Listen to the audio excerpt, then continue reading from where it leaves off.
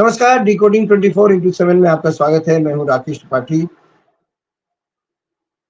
आज से कुछ मैं 1 आध महीने पहले आपको ध्यान होगा कि भारत और पाकिस्तान के बीच एक छोटी-सी झड़प हुई थी, स्किर्मिश जिसे कहते हैं अंग्रेजी में।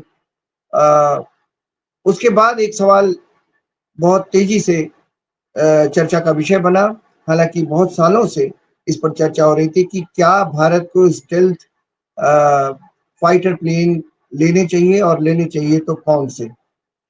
तो चर्चा इस बात पर भी चली कि हमें F-35 जो अमेरिका बनाता है वो लेना चाहिए या रूस जो बनाता है सुखोई 57। तो ये 2 हवाई जहाज़ ऐसे हैं स्टेल्थ फाइटर प्लेन है और ऐसा कहा जाता है कि इन दोनों पर भारत सरकार चर्चा कर रही थी। हमारे साथ एक विशेषज्ञ हैं, एक्सपर्ट हैं स्ट्रैटेजी के बारे में, उनको सबको मालूम है, आप सबको कि स्ट्रैटेजिक जो स्ट्रैटेजी होनी चाहिए भारतीय वायुसेना की, भारतीय सेनाओं की, उसके बारे में उनको बहुत वो समय-समय पर हम सबको बताते रहे। ग्रुप कैप्टन यूके देवनाथ, वो आज हमारे एक्सपर्ट हैं। देवनाथ जी, आपका स्वागत है। देवनाथ जी, जो सबसे बड़ा सवाल है देश के सामने और देश के रक्षा मंत्री के सामने, अभी वो कुछ दिन पहले वो रूस भी गए थे और उसके बाद एक चर्चा चल पड़ी कि F-35 लेना चाहिए हमें या SU यानी सुखोई 57। तो ये एक ऐसा सवाल है कि इस पर लेख लिखे जा रहे हैं, इस पे बहस हो रही है, बहस मोबाइल से हो रहे हैं। आप तो एयर फोर्स के हिस्से रहे हैं, आपका अनुभव क्या कहता है कि भारतीय वायुसेना को अगले 10, 15, 20 साल के लिए किस तरह का फाइटर प्लेन चाहिए इन दोनों में से? जी हाँ, इसमें कोई शक नहीं है कि हमें भी एक 5वीं पीढ़ी का स्टेल्थ फाइटर विमान चाहिए। ख़ास तौर से जी। क्योंकि खबरें ऐसी आ रही हैं कि पाकिस्तान को चीन से जे-35 मिलने वाला है और जे-35 जो है, चीन दावा कर रहा है कि वो 5वीं पीढ़ी का असली स्टेल्थ फाइटर एयरक्राफ्ट है। तो हुँ। अगर पाकिस्तान की एयर फ़ोर्स में अभी फ़िलहाल 22 फाइटर स्क्वाड हैं, लेकिन समझिए अगर उनको इन एडिशन 1 या 2 स्क्वाड्रन जे-35 मिल जाता है चीन से, तो इंडियन एयर फ़ोर्स के लिए माहौल थोड़ा चैलेंजिंग हो जाएगा। अब डोनाल्ड ट्रंप ने बार-बार हिंट दिया है, कई बार ओपन फोरम में भी उन्हें मीडिया के सामने बोला है, उनकी हुँ, बड़ी इच्छा है, उनकी बहुत इच्छा है कि भारत हुँ। जो है F-35 खरीद ले। अगर भारत सरकार कह देती है हाँ, तो मेरे ख्याल से डोनाल्ड ट्रंप जो हैं भारत सरकार के और भारत के बहुत ही बड़े अ, प्रशंसा करेंगे। दिक्कत क्या है? दिक्कत ये है कि सुखोई 57 भी शानदार जहाज है। सुखोई 57 रूस ने डेवलप किया है, 5th जनरेशन का फाइटर एयरक्राफ्ट है। दोनों में ही प्लस माइनस है। एक चीज़ तो पक्की है कि जब हम बोलते हैं स्टेल्थ उसका मतलब है वो रडार में कम दिखाई देता है। तो सुखोई 57 कम दिखाई देता है और F-35 अमेरिका वाला वो बहुत कम दिखाई देता है रडार पर। ये तो डिस्टिंक्ट फ़र्क सबको मालूम है, हम में से जो भी फाइटर पायलट रह चुके हैं। अब रूस के साथ एक और दिक्कत क्या है कि जैसे रूस अब तक शायद महज़ 10 या 20 सुखोई 57 बना चुका है और उनका इस्तेमाल सिर्फ़ यूक्रेन वॉर में कर रहा है। तो क्या रूस हमें अचानक से 18 या 36 सुखोई 57 बनाकर दे पाएगा? क्योंकि वो अपने लिए ही अभी तक मात्र 10 या 20 बनाए हैं और वो सारे काम में आ रहे हैं यूक्रेन में। हम S-400 का एग्ज़ाम्पल ले लेते हैं, 5 स्क्वाड्रन हमने कॉन्ट्रैक्ट साइन किए थे। यूक्रेन युद्ध चालू होने के पहले रशिया ने हमें 3 स्क्वाड्रन दे दिए, लेकिन जब से यूक्रेन युद्ध चालू हुआ है, वो S-400 के बाकी 2 स्क्वाड्रन आ नहीं रहे हैं, क्योंकि जो भी S-400 वहाँ बनाते हैं, रशिया में, वो यूक्रेन युद्ध में काम आ रहा है। अमेरिका को ऐसी कोई प्रॉब्लम नहीं है, अभी तक अमेरिका 1200 से ज़्यादा F-35 बना चुका है और दुनिया के दूसरे देशों को भी दे चुका है। और अमेरिका के सप्लाई ऑर्डर में करीबन 1800 F-35 अभी हैं, भविष्य में बनाने का प्लान। तो उनकी प्रोडक्शन लाइन चालू है।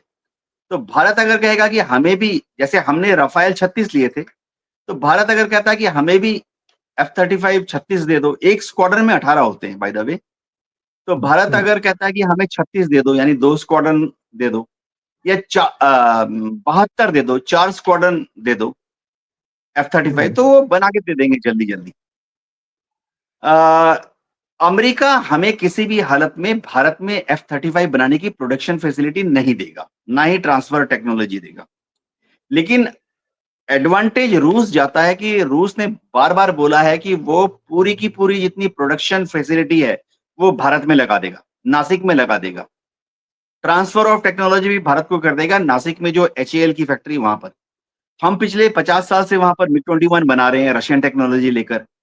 पिछले 20 साल से हम नासिक में सुखोई 30 बना रहे हैं रशियन टेक्नोलॉजी लेकर। तो उसी क्रम में उन्हीं काफ़ी सारी मशीनें कॉमन होती हैं। लेथ मशीन वही होगी, शीट कटिंग मशीन यही होगी, कंप्यूटर जो है वही होगा। तो रशिया ये कह रहा है कि अगर भारत सुखोई 57 लेता है तो वो हमारी नासिक में जो एचएएल की फैक्ट्री है वहीं पर सुखोई 57 की भी प्रोडक्शन लाइन बना देगा। तो दिक्कत क्या है मैं आपको बताता हूँ, दिक्कत ये सब नहीं है। दिक्कत है कि हम तो 5वीं पीढ़ी की फाइटर एयरक्राफ्ट की बात कर रहे हैं। फिलहाल भारत के पास चौथी जनरेशन के फाइटर एयरक्राफ्ट की कमी है। हमारे पास 42 फाइटर स्क्वाड्रन हुँ, होने चाहिए, भारत सरकार भी मानती है, क्योंकि 22 फाइटर स्क्वाड्रन पाकिस्तान दावा करता है उसके पास है और चीन के पास 100 फाइटर स्क्वाड्रन हैं, लेकिन उसमें से हमने गलवान के टाइम में देखा कि उन 100 में से वो करीबन 20 को ही तिब्बत में डिप्लॉय कर सकता है। और हमें पूर्वी तट पर, यानी बंगाल की खाड़ी की तरफ 2 फाइटर स्क्वाड्रन डिप्लॉय करने हैं और पश्चिमी तट पर, यानी अरब सागर की तरफ हमें 2 फाइटर स्क्वाड्रन तैनात करने हैं। तो हमारे पास भारत सरकार भी मानती है कि 42 फाइटर स्क्वाड्रन तो होने ही चाहिए, अगर संभव है तो 46 फाइटर स्क्वाड्रन होने चाहिए। हैं कितने हमारे पास आज की तारीख में? मात्र 30। ये है असली रीज़न कि हुँ। इंडियन एयर फोर्स भी अभी तक ना F-35 के बारे में सोच रही है, ना सुखोई 57 के बारे में सोच रही है। आज से 20 साल पहले हमने एयर फोर्स ने गवर्नमेंट के सामने बोला था कि हमें 126 मल्टी रोल कॉम्बैट एयरक्राफ्ट दे दो। वो 20 साल में कुछ नहीं हुआ, 10 साल में कुछ नहीं हुआ। अभी भी चीफ ऑफ एयर स्टाफ जो है हर रोज मिनिस्ट्री ऑफ डिफेंस में जाते हैं, डिफेंस सेक्रेटरी के सामने बैठते हैं और अब उन्होंने बोला रिवाइज कर दो, तो हमने कहा ठीक है यार, 114 दे दो मल्टी रोल कॉम्बैट एयरक्राफ्ट दे दो, 114 दे दो। 4th जनरेशन के होंगे, चलो 4.5 जनरेशन के होंगे, वो भी कहीं पर दिख नहीं रहे हैं। उनकी टेंडरिंग कब होगी, उनकी टेक्निकल स्पेसिफिकेशन कब चेक होंगे, वो कब कमर्शियल बिड खुलेंगे, कब सप्लाई ऑर्डर जाएगा, कब कोई देश हमें 114 4th जनरेशन या 4.5 जनरेशन जहाज बना के देगा। तो एयरफोर्स का पूरा ध्यान इस तरफ है। देखिए क्या होता है ना, जैसे मैं दर्शकों को बता दूं कि आपको अगर चावल नहीं मिल रहे तो आप सोचो कि बिरयानी मिल जाए, वैसे ही कुछ बात है। बिरयानी तो तब सोचेंगे ना जब आपको चावल मिल जाए। अरे सादा चावल बॉयल करके दे दो एयरफोर्स को। एयरफोर्स की बहुत ही क्रिटिकल हालत है। जो 30 फाइटर स्क्वाड्रन हमारे पास आज हैं, इसमें से जो जैगुआर स्क्वाड्रन है वो अगले 10 साल में आउट हो जाएंगे। 6 स्क्वाड्रन है। इसमें से जो मिग 29 स्क्वाड्रन है, 4 स्क्वाड्रन है, वो अगले 8 साल में आउट हो जाएंगे। 2 मिग 21 के स्क्वाड्रन हैं जो कि अगले 2 साल में आउट हो जाएंगे। तो एयरफोर्स की जो स्ट्रेंथ है वो बहुत द्रुत गति से अगले 5 या 10 साल में 30 से कम होके 28, 28 से कम होके 26 होने वाली है। तो चीफ ऑफ एयर स्टाफ जो हैं वो कहते हैं कि मुझे एक नॉर्मल फाइटर एयरक्राफ्ट तो दे दो 114। वही हुँ। बात जो है आगे नहीं बढ़ पा रही है। जी। मैं एक चीज़ और जानना चाहता था, आपने अभी कहा कि भई जो ज़रूरी है वो तो मिल जाए। तो उसमें अभी जो राफ़ेल मिले हैं, आपको क्या लगता है इनका परफ़ॉर्मेंस बढ़िया था? अभी जो हाल ही में स्किर्मिश हुई है इंडो-पाक, तो आपको क्या लगता है कि परफ़ॉर्मेंस ठीक था राफ़ेल का इसमें? देखिए, राफ़ेल दुनिया के बेहतरीन फाइटर विमानों से है। बेहतरीन air to air missile fire कर सकता है, बहुत ही बढ़िया रेडार लगा हुआ है उसमें।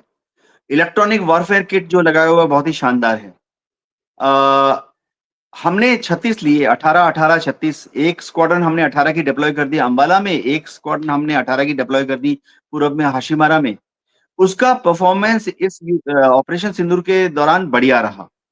अब पाकिस्तान की मीडिया ने छाप दिया कि उन्होंने 3-3 रफाल गिरा दिए हैं। भारत सरकार के हिसाब से ऐसा नहीं हुआ है। और एयरफोर्स में जो अंदर की बात है, जो कि हाल में फ्रांस के एयरफोर्स के चीफ ने भी कहा है कि 1 रफाल गिरा है, लेकिन वो पाकिस्तान की एक्शन की वजह से नहीं गिरा है, वो तकनीकी खामियों की वजह से गिरा है। रफाल देखिए, हर अस्त्र-शस्त्र उतना ही बढ़िया होता है जितना कि उसको आप रिपेयर करके, मेंटेनेंस करके, ओवरऑल करके, रेक्टिफिकेशन कराकर इस्तेमाल करेंगे। तो आधा रोल तो इंजीनियर्स का हो जाता है, बाकी आधा रोल पायलट का है। हर हथियार को चलाने वाला कितना बढ़िया है, इस पर निर्भर करता है। एक लठ भी आप किसी को दे दीजिए, मुझे लठ दे दीजिए और गाँव के एक लठबाज को लठ दे दीजिए, उसी लठ का इस्तेमाल मैं एक तरह से करूँगा और गाँव का जो लठबाज है, सीखा हुआ, वो दूसरी तरह से करेगा। होता ये है कि देखिए हम क्योंकि बात कर रहे थे एयरफोर्स की दयनीय हालत के बारे में। भारत सरकार अपनी तरफ से पूरी कोशिश कर रही है। देखिए भारत सरकार ने 60,000 करोड़ रुपए तो तेजस प्रोजेक्ट पे डाले हुए हैं। तो वित्त मंत्री निर्मला सीतारमण जी के पास कितने पैसे हैं? टैक्स पेयर्स का पैसा है ना। 60,000 करोड़ रुपए चले गए तेजस की तरफ, तेजस मार्क 1 और मार्क 2 जो अब बनने वाला है। और इसी तरह से भारत सरकार ने राजनाथ सिंह जी ने AMC advance medium combat aircraft का प्रोजेक्ट भी बड़े जोर-शोर से ऐलान कर दिया है। एएमसीए बनेगा 10 साल में बनेगा। मेरा आकलन है बनते-बनते 15 साल लग जाएँगे। एडवांस मीडियम कॉम्बैट एयरक्राफ्ट बता रहे हैं कि ये काफ़ी बढ़िया जहाज होगा। करीबन 4.5 जनरेशन प्लस यानी हो सकता है कि 5th जनरेशन फाइटर एयरक्राफ्ट के बराबर इसकी स्पेसिफिकेशन जो थ्योरेटिकल स्पेसिफिकेशन एयरफोर्स मांग रहा है वो है एएमसीए की। उसके लिए भी भारत सरकार ने यानी निर्मला सीतारमण मैडम ने 60,000 करोड़ रुपए एक तरफ रख दिए हैं। तो भारत सरकार की दिक्कत क्या है? क्योंकि देखिए हम एडमिनिस्ट्रेशन में भी थे। 60,000 तेजस के लिए 60,000 करोड़ और एएमसीए के लिए 1,20,000 करोड़ रुपए टैक्स पेयर्स के डिफेंस बजट में एक तरफ रखे हुए हैं। इसके बाद भारत सरकार के पास पैसे नहीं है। इसके बाद ये हम जो एयरफोर्स मांग रही है 114 multi role combat multi role fighter aircraft दे दो, कहाँ से आएगा? मेरे को तो दिख नहीं रहा कि हमारे देश के टैक्स पेयर्स इसका पैसा कहाँ से देंगे। तो इसीलिए क्या ऐसा एएसजी नहीं है? फिलहाल जी, जी। इसीलिए एएसजी बिल्कुल। फिलहाल F-35 या सुखोई 57 की बात ही नहीं कर रहे क्योंकि ये जो मल्टी रोल फाइटर एयरक्राफ्ट हमें चाहिए 114 ये भी आजकल कोई भी फाइटर एयरक्राफ्ट आप टच कर लीजिए 500 करोड़ से लेके 1000 करोड़ रुपए कीमत होती है एक पीस की। तो अगर हमें 114 और चाहिए, तो भारत का तो पूरा डिफेंस बजट ही यहाँ चला जाएगा। एएमसी में 60,000 करोड़ रुपए, तेजस प्रोजेक्ट में 60,000 करोड़ रुपए और अगर भारत सरकार हमें 114 मल्टी रोल फाइटर एयरक्राफ्ट देने के लिए मान जाती है, टेंडर इश्यू करना शुरू कर देती है, तो उसमें भी मोटा-मोटी 60,000 करोड़ रुपए। तो इतना पैसा हमारी जैसे गरीब देश के लिए बहुत मुश्किल है इतना पैसा लाना। जी। मैं एक और एंगल पर इसी से जुड़ा हुआ एंगल है, उस पर आपसे बात करना चाह रहा था कि क्या हिंदुस्तान एरोनॉटिक्स लिमिटेड का जो उसकी जो स्लोनेस है, ये भी कहीं इसकी एक बहुत बड़ी वजह है कि हमारे यहाँ तेजस को लेकर या किसी भी लड़ाकू हवाई जहाज को लेकर इतनी रिसर्च एंड डेवलपमेंट में कोई बहुत तेज काम नहीं होता। मतलब उसको बनाने में इतने साल लग जाते हैं कि तब तक पता चलता है कि इससे अगला वाला आ गया, तो अब उस अगले वाले पे चलो। तो ये इतना ढिलाई क्यों है? देखिए मैं एयरफोर्स में था, फाइटर पायलट था, 34 साल एयरफोर्स में काम किया, मिग-23 उड़ाया। अब एचएएल के साथ बहुत अच्छा रिश्ता रहा है, प्रोफेशनली और पर्सनली भी। बात ये है कि जैसे तेजस प्रोजेक्ट भारत सरकार ने 1985 में बोला बना लो। ये आशा की गई थी कि 15 या 20 साल में बन जाएगा। तब ये आशा की गई थी कि 2005 में पहला तेजस प्रोटोटाइप बना के एयरफोर्स को हैंडओवर कर दिया जाएगा। लेकिन नहीं हुआ 2005 में, करते-करते 2018 में पहला तेजस मार्क 1 एयरफोर्स को दिया गया। अगर आप एचएएल में जाएँगे, डीआरडीओ में उनकी भी लैब है, वहाँ पर भी काफ़ी कंपोनेंट और पूरा जो कॉन्सेप्ट है डीआरडीओ ही कंट्रोल करती है। अ, दिक्कत ये आ रही है कि हाइली ये मैं बता रहा हूँ, दर्शकों को शायद नहीं पता होगा। हाइली क्वालिफाइड इंजीनियर्स आज की तारीख में ना तो एचएएल को जॉइन कर रहे हैं, ना ही डीआरडीओ को जॉइन कर रहे हैं। डीआरडीओ में तेजस ओह! प्रोजेक्ट एडीए बोल के संस्था है, एरोनॉटिकल डेवलपमेंट एजेंसी, बेंगलोर में है। हमारे आईआईटी से कितने इंजीनियर इनको जॉइन करते हैं? कोई नहीं, इक्का-दुक्का। बहुत दुःख होता है। हमारे जो सेकंड रैंक के इंजीनियरिंग कॉलेज हैं, एनआईटी वगैरह, यहाँ से कितने जॉइन करते हैं एचएएल को या एडीए को या डीआरडीओ को? मुश्किल से गिने-गिने 5, 10, 15, 1 दर्जन। और भी दुःख की बात है, एचआर इश्यू मैं बता रहा हूँ, ये सब वहाँ पर 2 साल काम करते हैं, फिर देखते हैं कि यार सिविल में ज़्यादा पैसा है। अब एक इंजीनियर है, वो आईआईटी का लड़का है, वो एचएएल जॉइन करेगा, उसकी पगार होती है 1 लाख 2 लाख। अगर वो डीआरडीओ जॉइन करता है, एडीए जॉइन करता है या कोई दूसरी डीआरडीओ की साइंटिफिक रिसर्च लैब जॉइन करता है, उसकी पगार होती है, सरकारी संस्था है, 1 लाख 2 लाख। अब अगर वो सोचता है कि मैं बाहर चला जाता हूँ, अगर वो आईआईटी से है और उसको थोड़ा बहुत भी एक्सपीरियंस है, उसकी तो शुरुआत ही अच्छी तरह से हो जाती है। जॉब सैटिस्फैक्शन भी बाहर सिविल में ज़्यादा है। तो जैसे मैं डीआरडीओ में 3 साल का, साढ़े 3 साल का टेन्योर कर चुका हूँ। मेरा काम था एयरफोर्स की जितनी इलेक्ट्रॉनिक्स रिक्वायरमेंट है, इलेक्ट्रॉनिक वॉरफेयर की रिक्वायरमेंट है, रेडार, कम्युनिकेशन जैमिंग इक्विपमेंट की ज़रूरत है, उसके लिए मैं डीआरडीओ की लैब और एयरफोर्स के बीच में लायाज़ा करता था। साढ़े 3 साल वहाँ था। आप यकीन नहीं करेंगे कि फाइनली 5 साल की नौकरी के बाद आपके पास कौन से इंजीनियर बच जाते हैं। बहुत ही आम इंजीनियरिंग कॉलेजेस से आए हुए बच्चे, मेहनती होते हैं, ईमानदार होते हैं, लेकिन ठीक है, मेहनती और ईमानदार इंजीनियर किसी तरह से अपने टैलेंट को कंपनसेट नहीं कर पाते हैं। तो एक एचआर इश्यू है एचएएल में। एक और चीज़ जो मैं आपको बताना चाहता हूँ कि एचएएल में डिले होता है। होता ये है कि उस डिले को देखिए, scientific adviser to ministry of defence होते हैं ना, उनकी संरक्षण में ये सब कार्रवाइयाँ होती हैं। एचएएल अपना पॉइंट ऑफ व्यू बोलती है, एयरफोर्स अपना पॉइंट ऑफ व्यू बोलती है। जहाँ तक हो सके एयरफोर्स से हम एचएएल को दोषी नहीं ठहराते हैं, जहाँ तक हो सके। क्योंकि हम हर मीटिंग में वहाँ पर होते हैं, हमारे पायलट तो ओवरऑल पहन के, जिसे सिविल भाषा में डांगरी बोला जाता है, हम तो वहाँ पे एचएएल के फ्लोर में बैठे रहते हैं, देखने के लिए कि तेजस कैसे बन रहा है, उसका नया अंडर कैरेज कैसे लग रहा है, उसमें नया रेडार किस तरह से फिट किया जा रहा है। तो हमें एचएएल का डे टू डे डिफिकल्टी क्या है पता रहता है। स्पेयर पार्ट्स मैनेजमेंट बहुत ही क्रिटिकल है। अब समझिए, हम चाहते हैं कि तेजस में, डिले की बात कर रहा हूँ। हम चाहते हैं कि तेजस में एक खास तौर का एसी-डीसी कन्वर्टर लगाया जाए। तो ऑप्शन था कि बाहर से इंपोर्ट करो। बाहर से इंपोर्ट करने पर हमें मिल रहा था। लेकिन साइंटिफिक एडवाइजर ने बताया कि नहीं, हम इसको 2-3 साल में इंडिया में डेवलप कर लेंगे।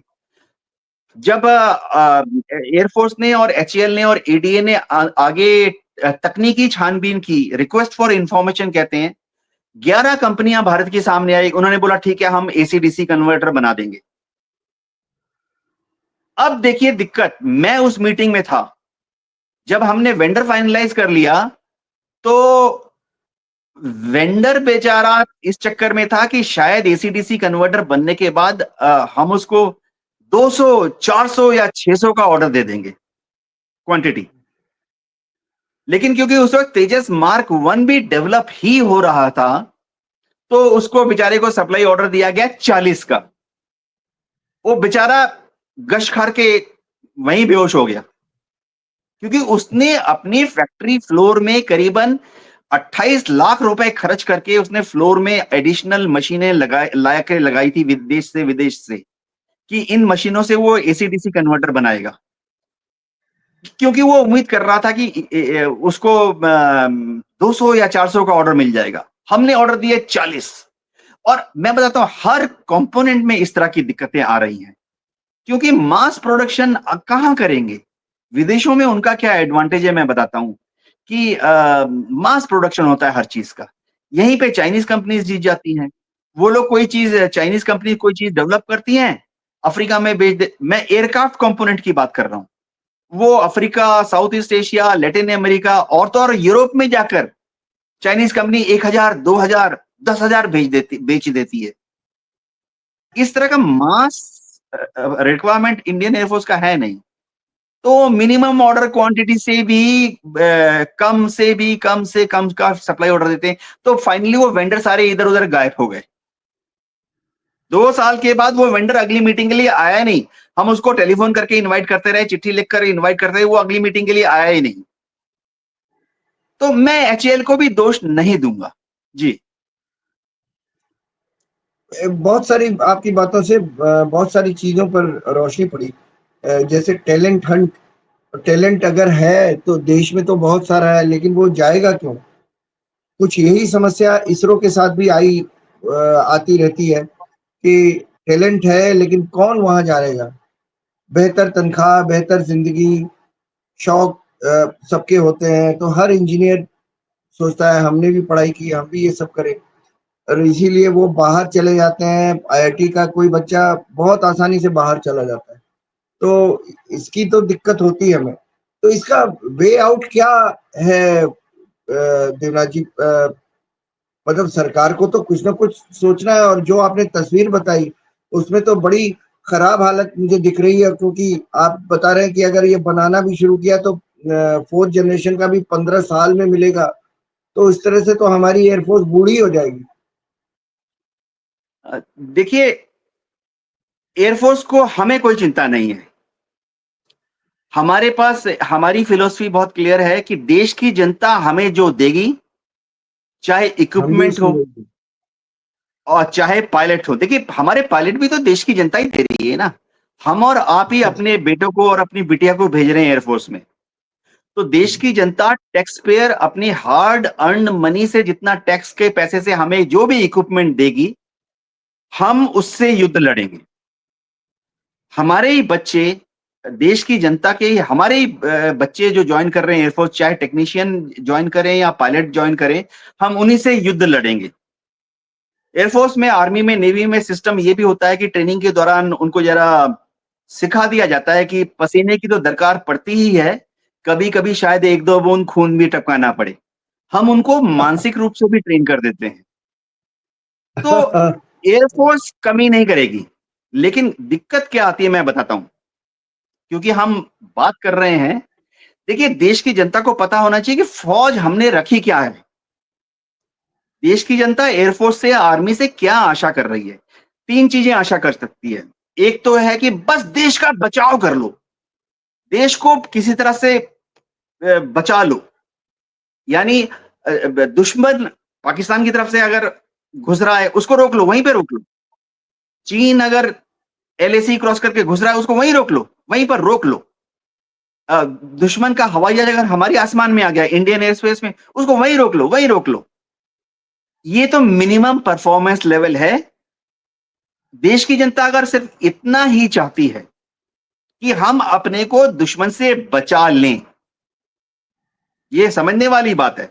शायद ये चीज़ देखिए एक मीटिंग होती है उसमें हमारे एयर मार्शल इसी तरह से मिनिस्ट्री ऑफ डिफेंस को बताते हैं, डिफेंस सेक्रेटरी को भी बताते हैं, राजनाथ सिंह जी भी कभी-कभी आते हैं 5-6 मिनट के लिए, कि अगर आप चाहते हो कि हमें सिर्फ देश की रक्षा करनी है, बस, तो आप हमें जो दोगे हम लड़-लड़ के ज़रूरत पड़ेगी तो एक आध बच्चे को शहीद भी करवा देंगे, देश की रक्षा कर लेंगे।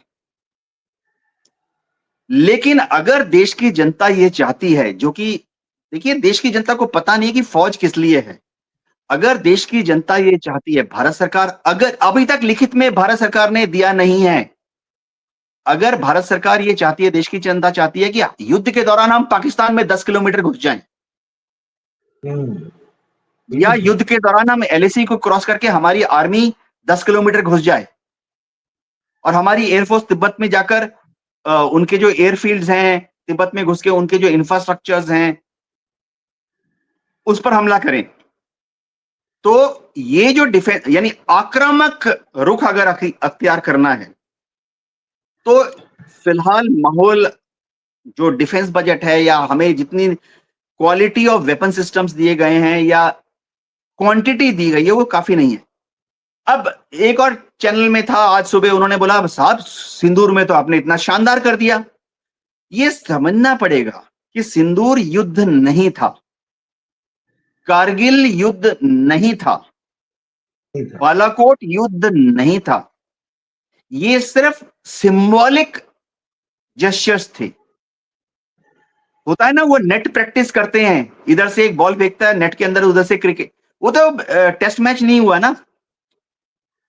हमने जो किया सिंदूर में, ये टेस्ट मैच नहीं था। ये सिर्फ कहते हैं ना, वो 20 ओवर, असल में 10 ओवर वाला होता है ना आजकल। 11 बजे हाँ, मैच हाँ, चालू हुआ, लंच के पहले खत्म हो गया। ये वो था। ठीक है। इससे पूरी आर्मी, नेवी, एयरफोर्स की जो टोटल कैपेबिलिटी और कैपेसिटी है, वो एक्सपोज नहीं हुई है। थोड़े से कारगिल में बम गिराने थे, हमने गिरा दिए। सिंदूर में हमें महज 10-11 जगह जाकर 10-11 वेपन गिराने पड़े। तो दिक्कत कब होगी? देखिए, अब मैं फाइटर पायलट था। हम ने दावा किया, सही दावा किया कि इंडियन एयरफोर्स ने जाके उनके रनवे में छेद कर दिए। लेकिन इसके बाद क्या? अब हम प्रोफेशनली हुँ, बात कर रहे हैं। मैं देश को नीचा दिखाने की नहीं कोशिश कर रहा और ना ही मैं एकदम सही। पाकिस्तान की तारीफ कर रहा हूं। हमने जाके हुँ, उनके रनवे में एक छेद कर दिया, दिख रहा है फोटो में। अब पाकिस्तान के पास फ्रांस से आया हुआ क्विक ड्राइंग सीमेंट है। उन्होंने 4000 बोरियां मंगा के रखी हुई हैं और हर एयरबेस में उन्होंने 400-400 बोरियां रखी हुई हैं। जैसे ही हमने उनके रनवे में छेद किया, एक एक छेद दिख रहा है सैटेलाइट फोटो में, वो क्विक ड्राइंग सीमेंट उसके अंदर डाल देते हैं, वो 4 घंटे में सूख जाता है। देखिए, मैं एयरफोर्स में था तो उस तरह से प्रोफेशनल बात कर रहा हूं। तो हुँ, ऐसा बिल्कुल। नहीं है कि हमने उसके एक रनवे पे एक छेद कर दिया तो बस अगले 10 दिन 20 दिन के युद्ध में वो अपने रनवे से टेक ऑफ नहीं कर पाएगा, लैंड नहीं कर पाएगा। उसका जो ये French supplied quick drawing cement है, जो कि 4 घंटे में ही सूख के मजबूत हो जाता है। 4 घंटे के बाद उनके फाइटर एयरक्राफ्ट टेक ऑफ कर सकते हैं, लैंड भी कर सकते हैं। तो होता क्या है? एक छेद नहीं किया जाता।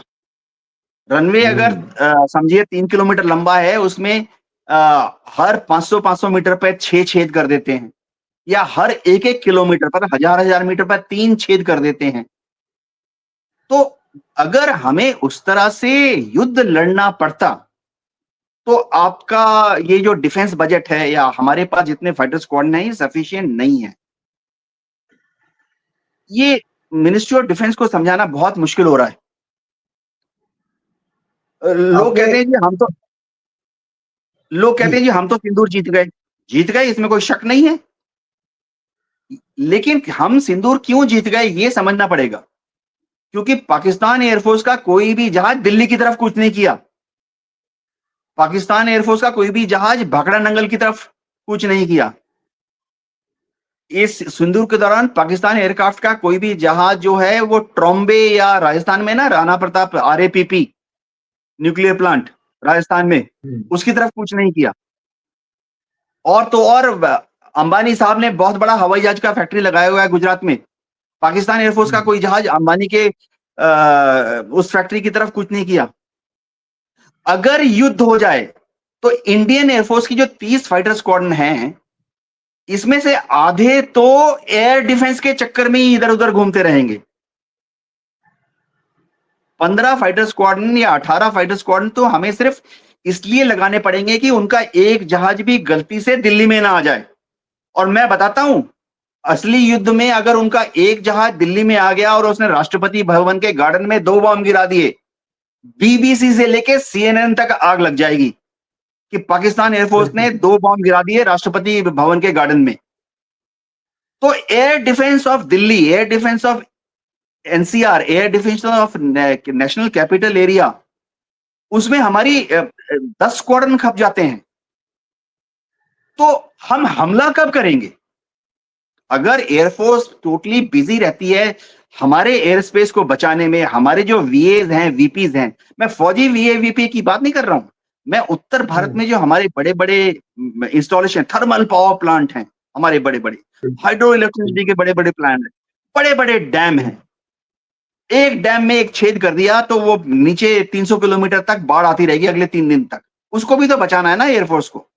हमारे यहाँ बड़े बड़े रेलवे मार्शलिंग यार्ड हैं, जहां से कि 8 पटरियां रेल की, 16 पटरियां रेल की 8 दिशाओं में जाती है, उन्होंने आके वहां 8 बम गिरा दिए, तो वो पूरा मार्शलिंग यार्ड ही बंद हो जाएगा। उनके वॉर प्लान में है, उनके वॉर प्लान में है कि हमारे रेलवे मार्शलिंग यार्ड्स को इस तरह से नष्ट करना है कि ना कोई ट्रेन ऊपर जा सके, ना कोई ट्रेन नीचे की तरफ आ सके। तो एयर डिफेंस में ही आधी एयरफोर्स व्यस्त रहेगी, तो ऑफेंसिव एक्शन के लिए हमारे पास क्या बचा? दिक्कत ये आ रही है कि जब चीफ ऑफ एयर स्टाफ जाते हैं डिफेंस सेक्रेटरी के सामने, तो उन्हें यही चीज थोड़ा, क्योंकि प्रोफेशनल हैं, वर्दी में हैं, नरम नरम मुस्कुराते हुए कहना पड़ता है। जी।